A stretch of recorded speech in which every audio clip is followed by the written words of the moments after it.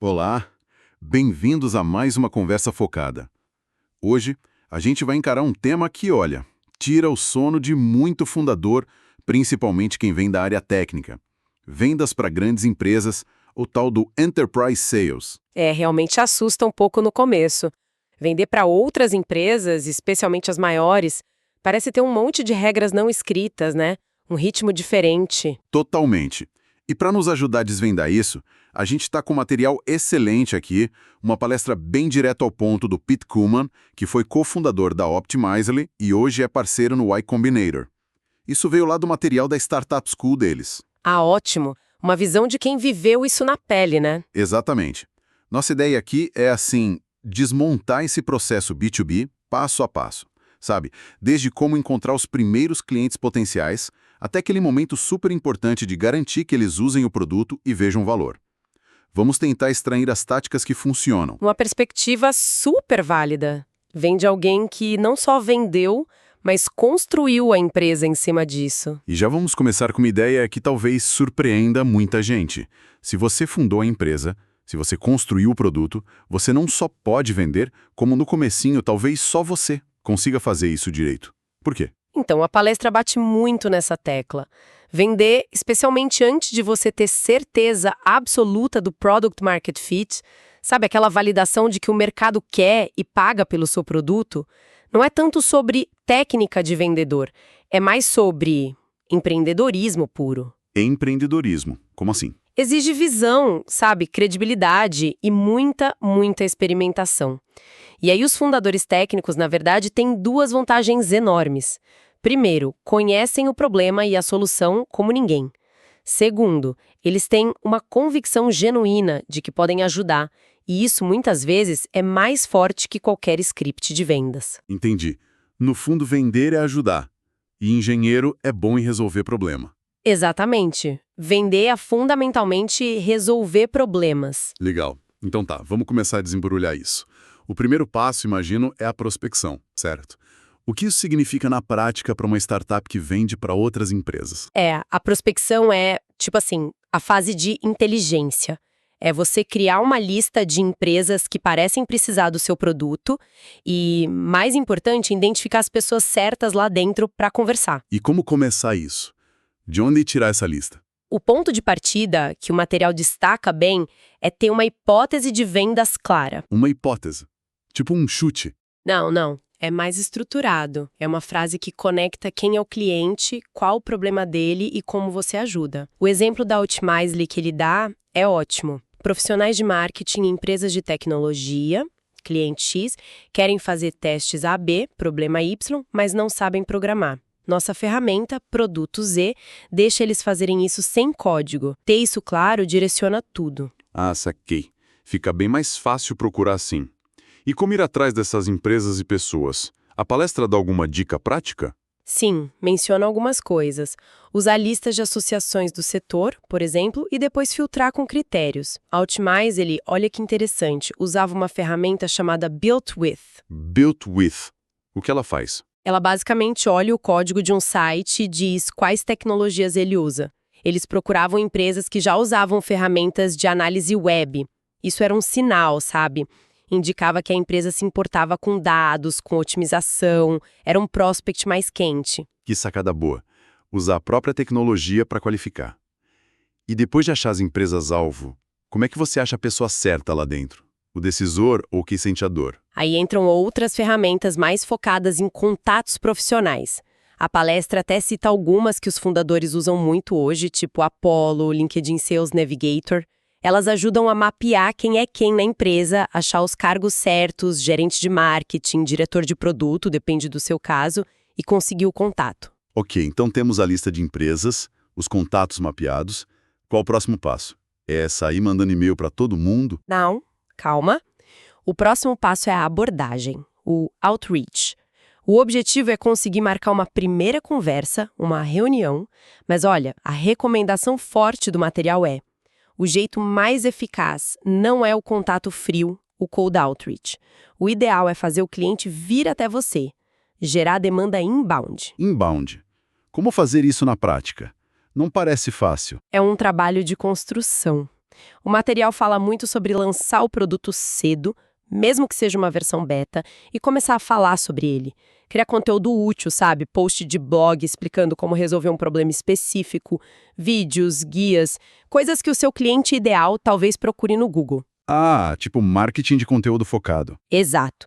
E também disponibilizar demos que a pessoa possa testar sozinha, ou versões de teste. Outra coisa, participar ativamente onde seus clientes estão. Fóruns online, comunidades no Slack, respondendo dúvidas, ajudando de verdade. E eventos, conferências.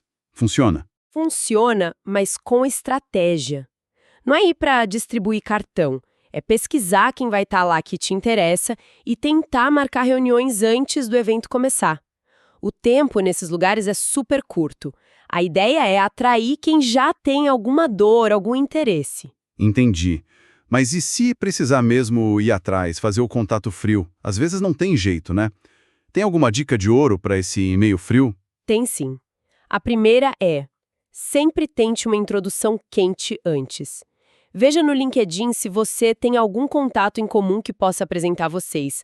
Facilita muito. E se não tiver mesmo? Se for para o e-mail frio, a regra número 1 é: personalize. Personalize cada mensagem. Nada daquele e-mail genérico que você manda para 500 pessoas. Putz, mas personalizar dá um trabalho danado. Dá, mas pensa bem. É a diferença entre ser completamente ignorado e talvez conseguir uma resposta. O e-mail tem que ser curto, direto ao ponto, e precisa deixar claro por que você está escrevendo para aquela pessoa específica. Mostra que você pesquisou, que você entende o contexto dela.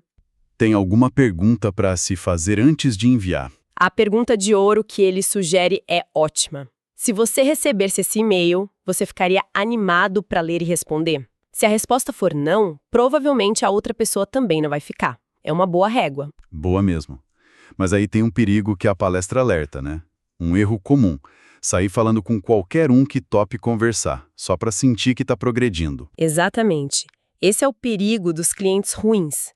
Não que as pessoas sejam ruins, claro, mas são clientes ruins para o seu momento. São aqueles que até conversam fácil, dão um monte de feedback que muitas vezes nem é útil para o seu cliente ideal, mas que no fundo ou não tem o problema que você resolve, ou não tem grana, ou não decidem nada. E aí você perde um tempo precioso. Um tempo enorme. E pior, cria uma falsa sensação de progresso. O material dá uns exemplos clássicos disso. Quais? Primeiro, tentar vender um software super complexo feito para desafios de empresa grande para uma startup minúscula. É mais fácil falar com outra startup, mas ela simplesmente não tem a dor nem a estrutura para usar aquilo. Faz sentido. E o outro? O outro é tentar vender de baixo para cima, falando com um funcionário lá na ponta, um produto que exige decisão de cima para baixo, da diretoria. O exemplo que ele usa é software para hospital. Não adianta convencer só o médico X. A compra envolve o diretor de TI, o financeiro, uma galera. É perda de tempo começar por baixo nesse caso. Entendi os exemplos. Mas como identificar rápido que você caiu nessa cilada do cliente ruim, para não ficar batendo papo à toa? Bom, aí entra a próxima etapa, que é a qualificação. Mas antes, só para esclarecer um ponto que às vezes gera confusão, e a palestra toca nisso. Não é que o IC recomenda vender para qualquer um que compre rápido. Ah, não. Eu já ouvi algo assim. É um mal-entendido comum. A ideia não é vender a qualquer custo para quem aceita fácil. É encontrar bons clientes, aqueles que precisam da sua solução, podem comprar, têm dor, orçamento, poder e que, idealmente, também conseguem tomar uma decisão de forma mais ágil. É achar essa combinação. Certo, entendi a nuance. Então, beleza, conseguimos a primeira reunião, a ligação inicial. É aqui que a coisa começa a ficar séria. Mas o objetivo ainda não é vender, é isso? Exatamente. Essa primeira conversa, a chamada de qualificação, tem 2 objetivos principais. Primeiro, investigar. Entender de verdade se aquele prospect tem o problema que você acha que ele tem, se esse problema dói mesmo, se tem orçamento para isso, quem decide a compra. E o segundo objetivo? Se as respostas forem positivas, ou seja, se parecer um bom prospect, o segundo objetivo é agendar o próximo passo, que geralmente é a demonstração do produto. E qual o maior erro que um fundador comete nessa hora? Ah, o erro clássico do fundador apaixonado pelo próprio produto, sai falando sem parar das funcionalidades, da tecnologia, vira um monólogo. E o certo seria? O oposto. Ouvir mais, falar menos, fazer perguntas, perguntas abertas, perguntas direcionadas para entender o cenário do cliente. Que tipo de perguntas funcionam bem aí? O material sugere várias linhas interessantes. Coisas como: o que te motivou a aceitar essa conversa hoje? Me conta um pouco mais sobre esse desafio, mencionando o problema que você supõe que ele tem. Faz tempo que vocês lidam com isso? Qual o impacto disso hoje para vocês? Por que vocês ainda não resolveram isso de outra forma? Vocês têm algum orçamento pensado para algo assim? Como a sua empresa costuma comprar software? Quem mais participa dessa decisão? Tem que ter cuidado para não parecer um interrogatório, né? Claro, é uma conversa para diagnóstico. Venda B2B bem feita não é briga, é entendimento mútuo. Você quer entender a dor para ver se realmente pode ajudar. E lembre-se, você está falando com uma pessoa, com metas, pressões, não com um logo numa parede. Ouvir de verdade cria confiança. E se você descobrir que não é um bom cliente? Sem problema real, sem grana? Ótimo. Não é fracasso, é sucesso. Você economizou o seu tempo e o dele. Agradece e parte para a próxima. Agora, se a conversa confirma que tem potencial, que tem um encaixe, aí sim você ganhou o direito de mostrar sua solução. E isso nos leva para a demo. A famosa demo. Imagino que aqui também tenha seus segredos, não é só abrir a tela e sair clicando em tudo, né? Definitivamente não é um tour pelo software. O objetivo da demo não é mostrar cada botão. É contar uma história convincente de como o seu produto resolve aquele problema específico que você acabou de diagnosticar na qualificação. Contar uma história. Com o software. Como funciona isso? Pensa como se fosse um mini roteiro. Começa relembrando quem é o personagem, o usuário lá na empresa do cliente e qual o desafio dele. Isso mostra que você ouviu, que você entendeu. Daí você mostra como esse personagem usa a sua ferramenta para superar aquele desafio. Cada função que você mostra tem que ter um porquê dentro dessa história. E o que faz uma demo ser realmente boa? Impactante. Buscar os tais momentos mágicos. São aqueles cliques, aquelas funcionalidades que fazem o cliente pensar: uau, isso é muito mais fácil. Ou, nossa, eu consigo ver o resultado na hora. É quando ele percebe o valor de forma concreta. E, claro, personalizar. Personalizar a demo. Fundamental. Use o logo do cliente. Se possível, use o site dele como exemplo. Dados que façam sentido para o negócio dele. Quanto mais ele se enxergar ali, usando a ferramenta no dia a dia dele, melhor. A palestra dá algum exemplo disso? Dá o da própria Optimizely, que é ótimo. Eles preparavam a demo para rodar direto no site do cliente em potencial. Aí na hora da reunião, o pessoal de marketing via ao vivo eles conseguindo mudar um texto, uma imagem na página. Algo que internamente levaria semanas, talvez meses, pedindo para engenharia. A reação era tipo: eu preciso disso. Esse era o momento mágico deles. Nossa, ver pra crer mesmo. Uma demo dessas deve vender sozinha quase. Quase. Porque aí vem a pergunta inevitável. Tá legal, mas quanto custa? E aí entramos na precificação. É a hora do preço. Como abordar isso, especialmente no começo, quando tudo é novo? A palestra dá uma luz? Dá sim, e é bem pé no chão. Diz que não tem fórmula mágica para o preço no início. É uma mistura de pesquisa, um pouco de arte e muita experimentação. Mas você não começa do zero. Você usa o que já descobriu. O que descobriu na qualificação. Exato. Tenta pensar, quanto custa para esse cliente não resolver o problema hoje? Em tempo, em oportunidade perdida, em receita que não entra. Qual o orçamento que ele mencionou que parece razoável para a empresa dele? Quanto ele paga por outras ferramentas, mesmo que não resolvam tudo? Isso te dá uma ideia do valor que ele enxerga. E tá ok não dar o preço na hora. Super ok, segundo o material. Principalmente se precisar de alguma customização ou se o escopo não tiver 100% claro. É melhor dizer, preciso analisar isso aqui e te volto com uma proposta do que chutar um número errado. E o maior medo do fundador nessa hora? É cobrar caro demais e espantar o cliente. Com certeza. Esse é o erro clássico. Cobrar muito pouco por medo, ou pior, Dar de graça só para ter o logo ou em troca de um feedback que talvez nem venha. Mas aí vem uma das coisas mais legais que a palestra fala sobre preço. O que seria? É que quando um cliente realmente precisa da sua solução, quando a dor dele é grande, ele está quase desesperado. E nesses casos, é surpreendentemente difícil espantar ele só com o preço. Sério? Sim, o Pete Kuhlman conta um caso da Optimizely. Eles pediram, sei lá, $10.000 por mês.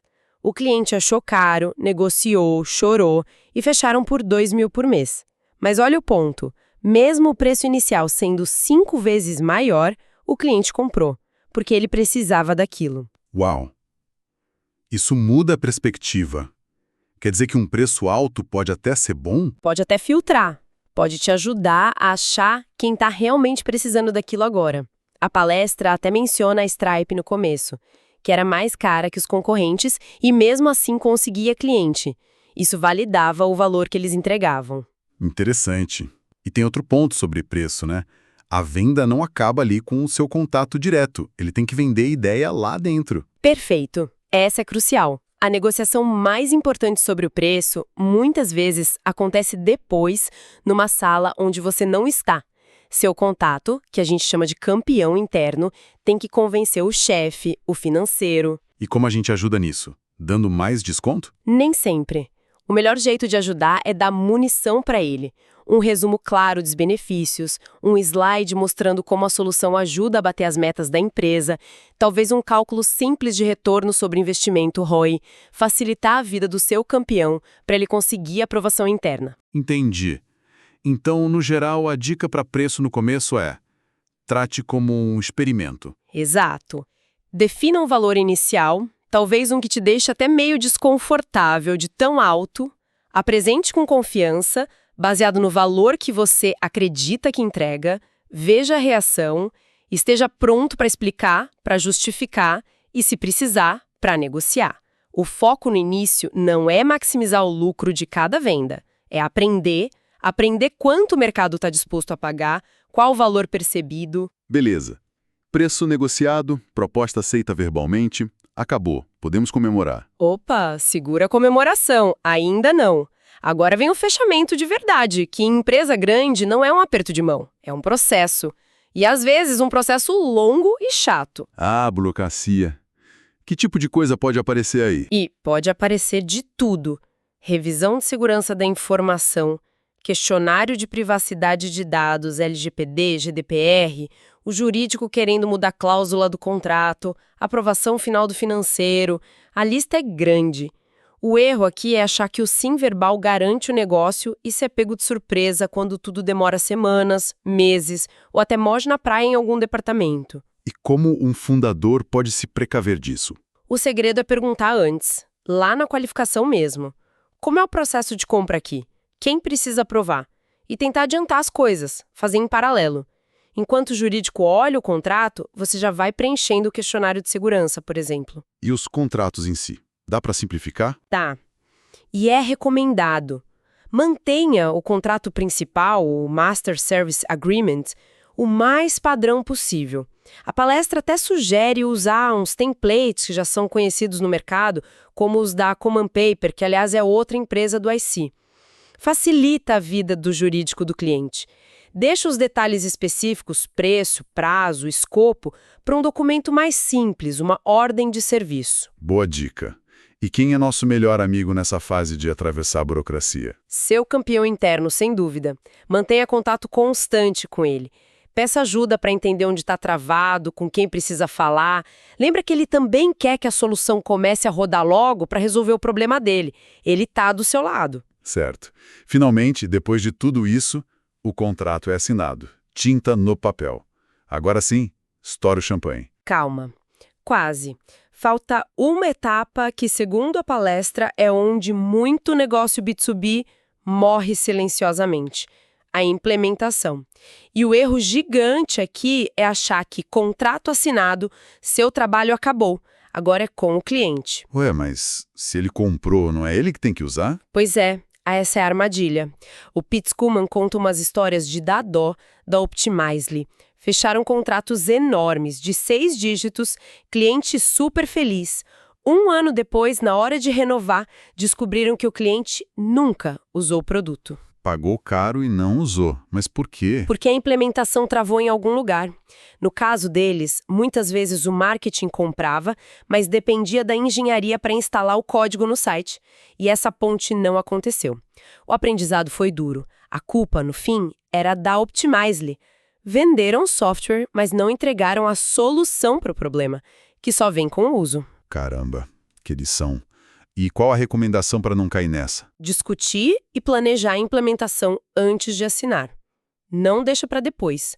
Faz um plano de ação junto com o cliente, com todos os times que precisam se envolver do lado dele, marketing, TI, produto, quem for. Quem faz o quê, quando. E se não tiver um plano claro? Aí vem a parte mais radical da dica. Se não tiver um acordo claro, um comprometimento dos dois lados sobre como a implementação vai rolar, talvez seja melhor não assinar o contrato. Não assinar um contrato ganho? Nossa, isso vai contra tudo. Parece, né? Mas pensa a longo prazo. Cliente que paga e não usa, não renova. Não vira case de sucesso, não indica ninguém. Pior, pode até falar mal depois. É melhor gastar sua energia com um cliente que você tem confiança que vai ter sucesso. Então tem que tratar a implementação como um projeto da sua própria empresa. Exatamente, com dono, com cronograma, com reunião de acompanhamento. Com responsabilidade dos dois lados. O funil de vendas B2B de verdade só acaba quando o cliente está lá, usando o seu produto direto e tirando valor daquilo. É isso que constrói um negócio sólido, com um cliente fiel que vira seu melhor vendedor. Ufa, nossa, que jornada. Realmente passamos por tudo. Desde a mentalidade certa para o fundador vender, até achar o cliente, abordar, qualificar, fazer a demo, falar de preço, passar pela burocracia e, crucialmente, garantir que usem. É complexo, mas como você disse, parece gerenciável. A grande mensagem que fica desse material da Startup School é essa. Vendas B2B, mesmo para empresa grande, é uma habilidade que se aprende. E o melhor jeito é botando a mão na massa. Fundador técnico tem até vantagem no começo. O foco tem que ser sempre entender o problema do cliente e mostrar como você ajuda. É um ciclo. Tenta, erra, aprende, ajusta, tenta de novo. E para quem curtiu o papo e quer ir mais fundo, a própria palestra recomendou um livro, né? Founding Sales, do Peter Kazanji. O material diz que está disponível online para quem quiser procurar. Sim, é uma excelente referência para continuar aprendendo. E, sabe, pensando em tudo isso que a gente conversou, fica uma reflexão, né? Dominar esse processo de vendas, é claro, essencial para trazer cliente e receita, é a base. Mas essa habilidade... Que habilidade exatamente? Essa de diagnosticar um problema complexo de alguém, articular uma solução de um jeito que convença, construir confiança, navegar interesses diferentes dentro de uma organização. Será que isso não é, na verdade, um tipo de superpoder para outras coisas críticas numa startup? Como assim? Para que mais serviria? Pensa bem. Levantar investimento, por exemplo. Ou talvez o mais difícil. Atrair aqueles primeiros funcionários-chave. O talento que vai fazer a diferença. A capacidade de vender a visão, de convencer do potencial, de entender as dores e o que motiva um investidor ou um engenheiro fora de série e mostrar a sua startup como uma solução, não é, no fundo, muito parecido com o que a gente acabou de descrever para vender o produto? Faz sentido. Pois é. Fica aí a provocação para a gente pensar onde mais essa habilidade de vender no sentido mais amplo pode ser aplicada.